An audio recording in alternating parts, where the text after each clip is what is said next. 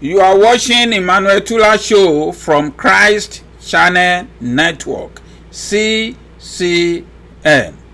In today's program, I will continue the narration of my book titled Nigeria Deep State. Today, I would like to elaborate on a chapter in the book about the corruption going on in the Nigerian police force. Any use of violence, repression, and excessive use of force, stealing, and bribery that any Nigerian may see going on in the Nigerian police force, as we see today in Nigeria, started over 150 years ago by the Nigerian police. This epidemic has characterized law enforcement in Nigeria ever since until now. So the first police force in Nigeria was established in 1861 by the British Colonial Administration in the territory known today as Nigeria. So this 100-man contingent was essentially a consular protection force based in Lagos, which later became known as the Hausa Force because they were mostly Hausa guys, so named after the ethnicity of the men recruited into the unit. So Yoruba were never policed then. Igbo were not policed then. The British only expanded their reach to the east and north when they formed additional police forces comprised largely of recruits from outside the communities in which they were to be deployed.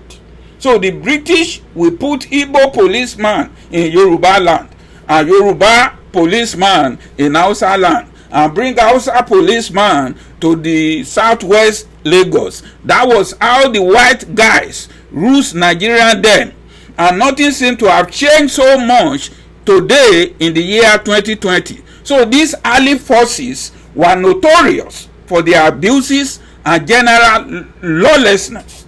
In 1891, the Consul General of the Oye Rivers Protectorate in what is presently eastern Nigeria expressed shock at the numerous acts of lawlessness and pillage by the police in Nigeria then, who were commonly referred to in the eastern community then as the 40 thieves in police uniform. There are more 40,000 thieves in police uniform in 2020 in Nigeria today. Similarly, the governor of Lagos Colony in the year 1897, they said the Hausa Force no doubt behaved very badly in the hinterland by looting, stealing, and generally taking advantage of their position. So they were collecting bribe. That was a statement from the Lagos governor in 1897. That's over 120 years ago. So what do you have to say today about police, Mr. Governor, in 2020, after 120 years? In 2020, can you tell me, Mr. Governors, where are you today, even with your idea of Amotekun? Is the Nigerian police force guided by the international core values of policing with integrity, ensuring that the rule of law prevails in their actions and activities? And do they operate within the principle of democracy, democratic policing as an institution that is responsible, repressive, and accountable to its citizens at all times? So talk to me now, Mr. Governors. So the federal government of Nigeria in general and the police leadership in particular have thus far lacked the political will to address structural problem, follow through on reform initiatives, and implement effective police oversight and accountability in Nigeria. The Lagos, Oyo, Ondo, Osun, Ekiti state, unlike that Lagos governor over 120 years ago, continue to support this national police institutionalized extortion with a proven lack of political will to reform the Nigerian police force. to bring it to a state control after 160 years of the formation of this gang of thieves agency that was established 160 years ago to protect the King of England economic and political interests in Nigeria.